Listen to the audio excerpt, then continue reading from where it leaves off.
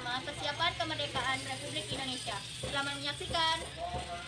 Sejak tahun 1994, Jepang mulai terdesak dalam Perang Pasifik melawan Sekutu karena dalam berbagai medan pertempuran mengalami kekalahan, sehingga garis pertahanan Jepang dapat ditembus oleh pasukan Sekutu. Hingga pada tanggal 7 Juli 1994, Jenderal Hideki Tojo digantikan oleh Jenderal Kuniaki Koiso. Hari ini saya akan mengumumkan bahwa saya akan mengundurkan diri dari jabatan ini, yang akan digantikan oleh Kuniaki Koiso. Karena nama Jepang telah tercemar oleh pasukan sekutu, maka saya akan menjanjikan setiap negara-negara yang ingin merdeka, dan saya akan menjanjikan kemerdekaan dan membentuk organisasi kemerdekaan. Hingga akhirnya Jepang berjanji untuk memerdekakan negara Indonesia. Untuk menepati janjinya, akhirnya pada tanggal 1 Maret 1945 membuat BPU PKI atau dalam bahasa Jepang Dokuretsu Zunbi Kosakai. Anggota BPU PKI berjumlah 60 orang ditambah 7 orang Jepang tanpa hak suara. Dalam kerjanya, BPU PKI segera melangsungkan persidangan yang berlangsung dalam 2 tahap. Sidang pertama tanggal 29 Mei sampai 1 Juni 1945. Dalam sidang ini ada beberapa tokoh yang berpidato dalam sidang tersebut yang mengusulkan konsep dasar negara Indonesia merdeka, yaitu Mr. Muhammad Yamin, Profesor Dr. Mr. Supomo, dan Insinyur Soekarno pada tanggal 29 Mei 1945. Pada tanggal ini, saya akan mengemukakan konsep 5 dasar negara Republik Indonesia, yaitu 1. Peri kebangsaan, 2. Peri kemanusiaan, 3. Peri kehutanan, 4. Peri kerakyatan, dan 5. Kesejahteraan sosial. Pada tanggal 31 Mei 1945, Profesor Dr. Mr. Supomo juga mengemukakan konsep dasar negara Indonesia merdeka. Selamat siang. Pada hari dan kesempatan ini, saya akan mengemukakan 5 prinsip dasar negara yang akan dinamakan Dasar Negara Indonesia Merdeka. Yang pertama yaitu persatuan, yang kedua kekeluargaan, 3. keseimbangan lahir batin, 4. musyawarah, dan 5. keadilan sosial. Menurut saya, ada 3 prinsip yang diajukan dalam Dasar Negara Indonesia, yaitu Indonesia, hubungan antar negara, agama, dan bentuk pemerintahan Indonesia. Pada tanggal 1 Juni 1945, Insinyur Soekarno mengemukakan pidato yang dikenal dengan Hari Lahirnya Pancasila. Selamat siang. Pada hari dan kesempatan ini, saya akan mengusulkan 5 dasar negara yang diberi nama Dasar Negara Indonesia Merdeka, yaitu 1. Kebangsaan Indonesia, 2. Internasionalisme, 3. Demokrasi, 4. Kesejahteraan sosial, 5. Ketuhanan Yang Maha Esa. Hingga akhirnya, pada tanggal 6 Agustus 1945, Hiroshima dibom dan para pemuda yang bernama Sultan Syahrir mulai mendesak Insinyur Soekarno karena menganggap bahwa Jepang hanya memberikan janji tersebut sebagai tipu muslihat Jepang.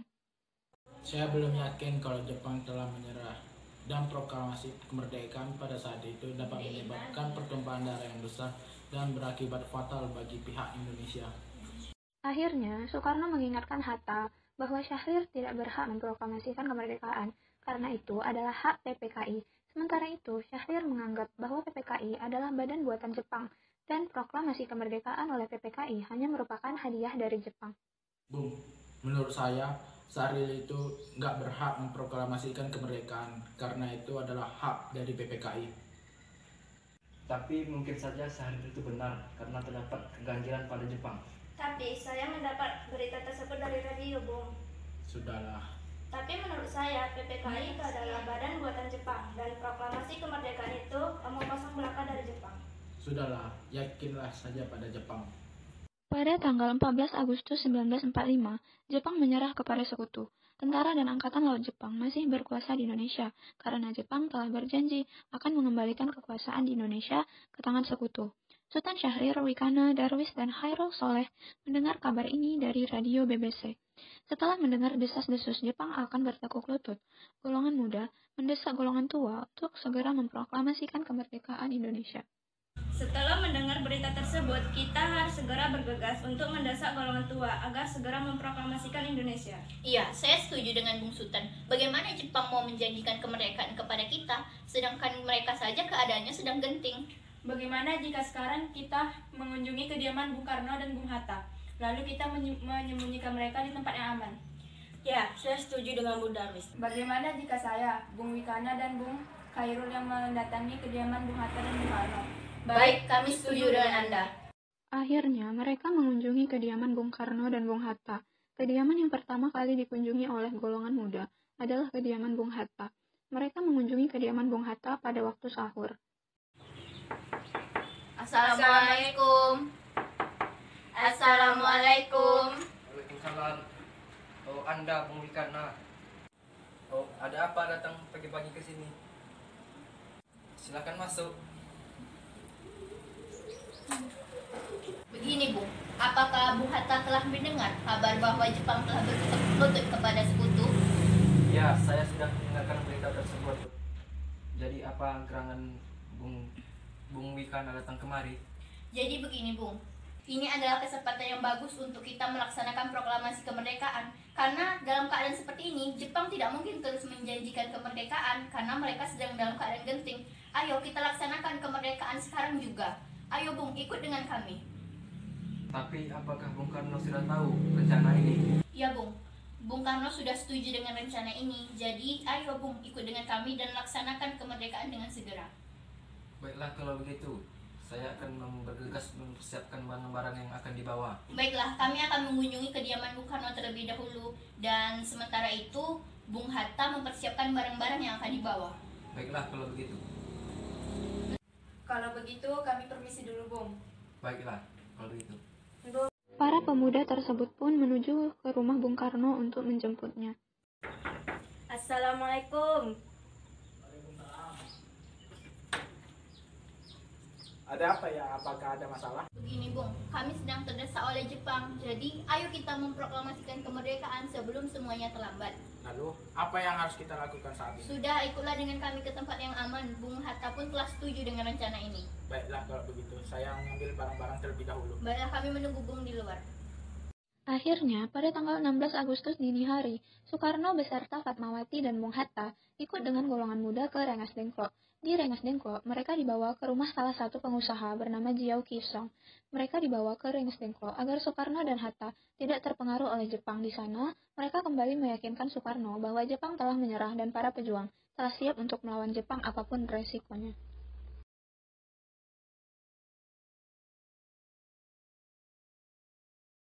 Pak Soekarno, saya yakin benar bahwa Jepang telah menyerah kepada sekutu. Dan ini adalah saat yang tepat untuk kita merdeka. Dan saya yakin kondisi pejuang kita siap untuk menerima segala risiko. Apakah kalian yakin? Saya yakin 100% Pak. Kalau begitu, saya akan tanya terlebih dahulu kepada Ahmad Subarjo. Kalau mereka setuju, kita akan melaksanakan proklamasi. Bagaimana? Baiklah, kalau begitu saya akan menyampaikan pesan ini kepada Ahmad Subarjo. Di Jakarta, golongan muda yaitu Wikana dan golongan tua yaitu Ahmad Subarjo melakukan perundingan. Ahmad Subarjo menyetujui untuk memproklamasikan kemerdekaan Indonesia di Jakarta. Maka diutuslah Yusuf Kunto untuk mengantar Ahmad Subarjo ke Rengas Dengklok. Ahmad Subarjo berhasil meyakinkan para pemuda untuk tidak terburu-buru memproklamasikan kemerdekaan. Dan mereka menjemput kembali Soekarno dan Hatta kembali ke Jakarta untuk merumuskan proklamasi. Mereka kemudian pulang ke rumah masing-masing, mengingat Hotel Des Indes tidak dapat digunakan untuk pertemuan setelah pukul 10 malam. Maka, tawaran rumah Laksamana Muda Maeda diterima sebagai tempat rapat PPKI. Permisi. Boleh kami masuk? Silakan.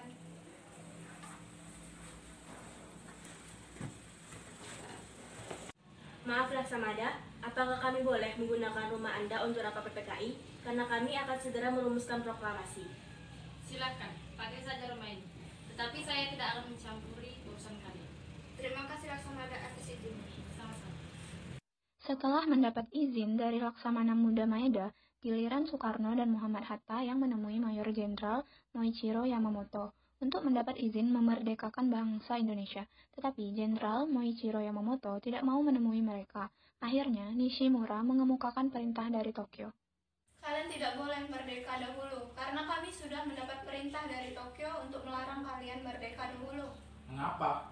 Bukannya ini hak kami, hak bangsa Indonesia untuk merdeka. Benar, tapi bukankah Jepang harus menjaga Indonesia dalam status quo?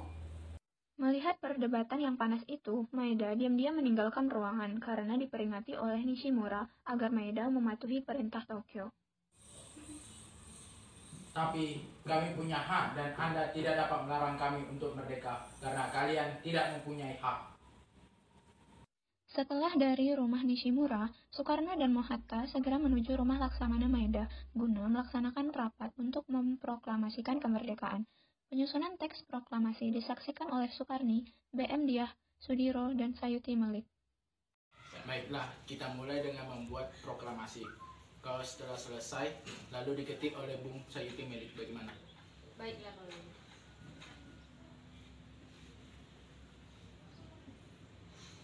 Pembuatan proklamasi itu berlangsung sangat lancar. Lalu, setelah konsep proklamasi selesai, barulah Sayuti Melik mengetiknya pada mesin ketik.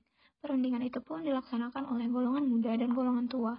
Dalam penyusunan teks proklamasi kemerdekaan Indonesia berlangsung pada pukul 2-4 dini hari.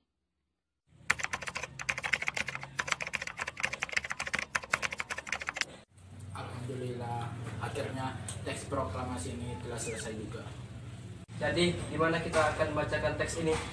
Bagaimana kalau kita laksanakan lapangan ibadah? Baiklah kalau gitu. Akhirnya, proklamasi tersebut akan dibacakan oleh Soekarno besok pagi di lapangan Ikada. Lalu, segera mungkin Soekarno meminta Trimurti untuk menaikkan bendera. Namun, Trimurti menolak untuk menaikkan bendera dengan alasan lebih baik yang menaikkan bendera adalah seorang prajurit. Akhirnya, bendera tersebut akan dikibarkan oleh Latif Hendra Diningrat, seorang prajurit peta yang dibantu oleh Suhut. Bagaimana ini? Sudah jam 8 tapi proklamasi belum juga dibacakan. Karena Mohatta merasa aneh, akhirnya beliau pun pergi ke rumah Soekarno untuk menemuinya. Assalamualaikum. Oh, Anda Bung Hatta, silakan masuk.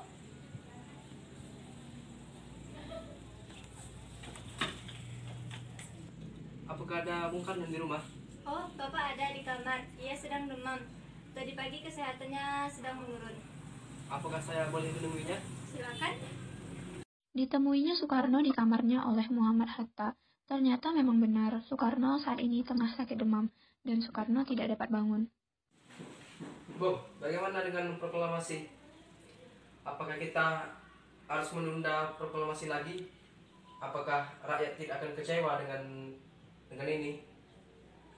Alhasil, setelah dibujuk oleh Muhammad Hatta, Soekarno pun bergegas bangun dan memakai baju safarinya, yang biasa ia pakai untuk menghadiri acara penting. Keluarnya Soekarno dari kamar disambut baik oleh rakyat Indonesia yang berada di depan rumahnya. Soekarno pun membacakan proklamasi di depan rumahnya. Pak, ini bendera yang saya jahit. Saya jahit untuk kemerdekaan Indonesia. Makasih Mama, berkatmu kemerdekaan ini begitu sempurna. Akhirnya, pada tanggal 17 Agustus 1945, tepat jam 10 pagi, di depan rumah Soekarno, Jalan Pegangsaan Timur nomor 56, telah dibacakannya proklamasi beserta berkibarnya bendera merah putih dan hadirnya nyanyian Indonesia Raya. Lalu, pada tanggal 18 Agustus 1945, PPKI mengambil keputusan mengesahkan dan menetapkan Undang-Undang Dasar yang dikenal dengan UUD 1945. Dengan demikian terbentuklah Negara Kesatuan Republik Indonesia. Proklamasi. Kami, bangsa Indonesia, dengan ini menyatakan kemerdekaan Indonesia. Hal-hal yang mengenai perpindahan kekuasaan dan lain-lain diselenggarakan dengan secara seksama dan dalam tempo yang sesingkat-singkatnya. Jakarta, 17 Agustus 1945. Atas nama bangsa Indonesia, Soekarno-Hatta. Indonesia tanah airku, tanah tumpah darahku. Di sanalah aku berdiri, jadi mandu ibuku. Itulah tadi penampilan sosiodrama dari kelompok kami. Jangan lupa tetap menjaga protokol kesehatan 3M, memakai masker, mencuci tangan, dan menjaga jarak. Sekian, terima kasih. Wassalamualaikum warahmatullahi wabarakatuh.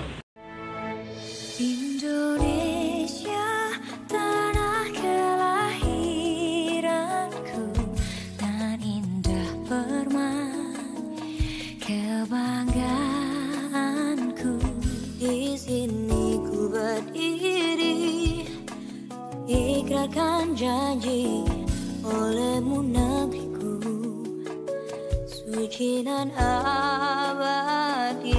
Negeriku jayalah bangsaku, selalu engkaulah yang ku cinta. Segenggam harapan, sejuta mimpi